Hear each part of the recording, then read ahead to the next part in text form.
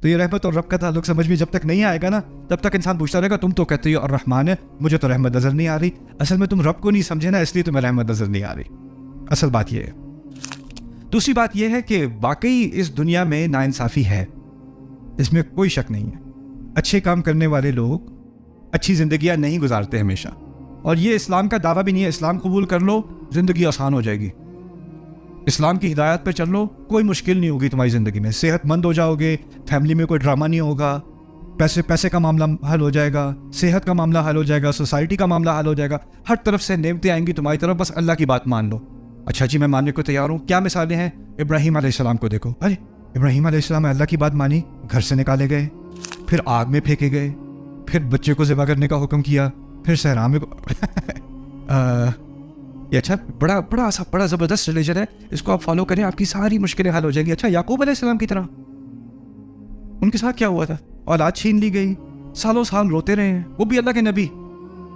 تو آپ کوئی پروڈکٹ کوئی چیز بیچ رہے ہوتے ہو نا، تو آپ بینیفٹس دیتے ہو، یہ آپ یہ لیں تو آپ کا یہ فائدہ ہوگا. اسلام کی اگر آپ سیل کر رہے ہو، کسی کو آپ کنونس کرنا چاہ رہے ہو کہ بھی آپ اسلام میں آ جائیں، کیوں آؤں، کیا ملے گا مجھے اسلام میں آنے سے؟ اور آپ کو زندگی جو ہے ایسی زبردست ہو جائے گی، آپ سکون آئے گا ساری زندگی میں. اچھا کتاب دکھاؤ اپنی، کتاب کھول کے دیکھے گا جن لوگوں نے اسلام کو فالو کیا ان کی زندگی آسان ہے مشکل ہے؟ مشکل، اور پھر اور مشکل، اور پھر اور مشکل، اور پھر اور مشکل. یہ کیسی سیل ہے؟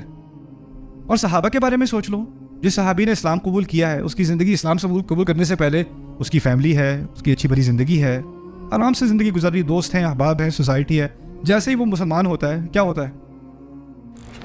اس کی فیملی اس کی دشمن، اس کے دوست اس کو چھوڑ گئے، بزنس والے اس کے ساتھ بزنس نہیں کر رہے، بات اس سے کوئی نہیں کر رہا، اسے پاگل کہا جا رہا ہے، اس کو گالیاں دی جا رہی ہیں، اس کو سڑکوں میں مارا جا رہا ہے، اس پہ تھوکا جا رہا ہے، صرف ایک فیصلے کی وجہ سے، اسلام قبول کرنے کی وجہ سے. یعنی یہ ایک فیصلہ زندگی کو آسان نہیں بنا رہا. لگتا ہے قرآن کی روح سے کہ جب کوئی یہ فیصلہ واقعی دل سے کر لیتا ہے نا، تو اس کی زندگی آسان نہیں ہوتی، اس کی زندگی بہت ہی زیادہ مشکل ہو جاتی ہے.